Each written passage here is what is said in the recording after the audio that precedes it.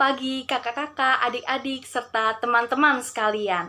Bersyukur oleh karena kasih karunia Tuhan kita dapat bersekutu bersama di dalam ibadah perayaan Natal Persekutuan Doa Mahasiswa Kristen Fakultas Ilmu Budaya.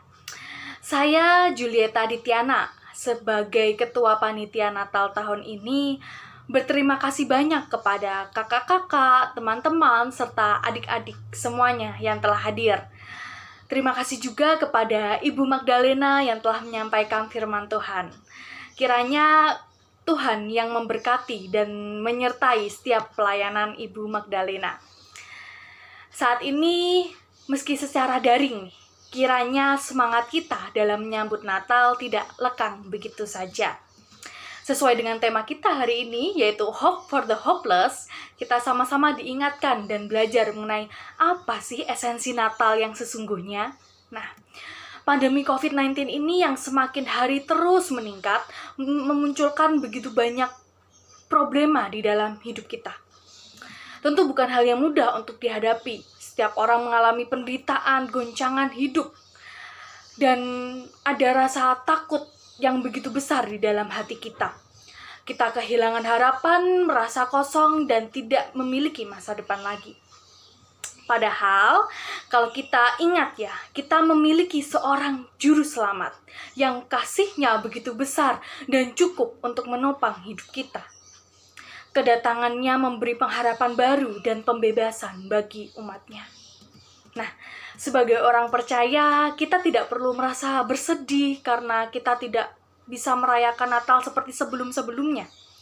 Kita harus tetap semangat untuk menyambut siapa? Kalau kita mau ingat di dalam Yesaya 9 ayat 5, sebab seorang anak telah lahir untuk kita, seorang putra telah diberikan untuk kita, lambang pemerintahan ada di atas bahunya, dan namanya disebutkan orang Penasihat Ajaib, Allah yang perkasa, Bapa yang kekal, Raja damai.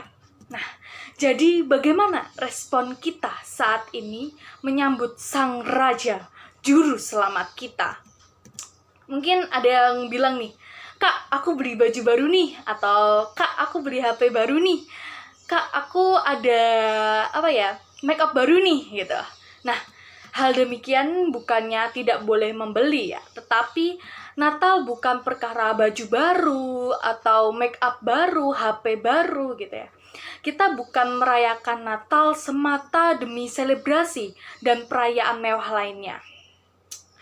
Boleh membeli hal-hal demikian ya yang baru, tetapi jangan sampai hal itu menjadi tujuan kita, fokus kita dalam merayakan Natal.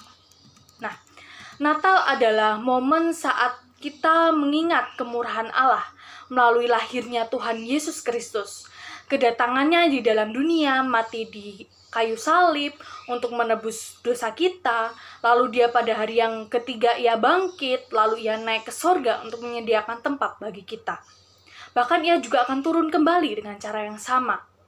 Jadi mari kita sama-sama merayakan Natal bukan karena berkatnya tok gitu ya, melainkan secara pribadi kita mau bertobat, diubahkan gitu ya, dibentuk oleh Tuhan, mengenal Dia lebih dalam lagi. Dan tentu saja tujuan utama dari hidup kita yaitu memuliakan namanya. Sebab Dialah Allah kita, Sang Juru Selamat, Raja di atas segala raja. Akhir dari saya ingin menyanyikan sebuah lagu. Singkat saja. Sebab Natal tak akan berarti tanpa kasih-Mu. Lahir di hatiku hanya bersama-Mu, Yesus, ku rasakan selalu. Indahnya Natal di hatiku. Kiranya damai sejahtera Natal, sukacita, dan kasih Kristus senantiasa beserta dengan kita. Selamat Natal 2020 dan selamat Tahun Baru 2021. Tuhan Yesus memberkati.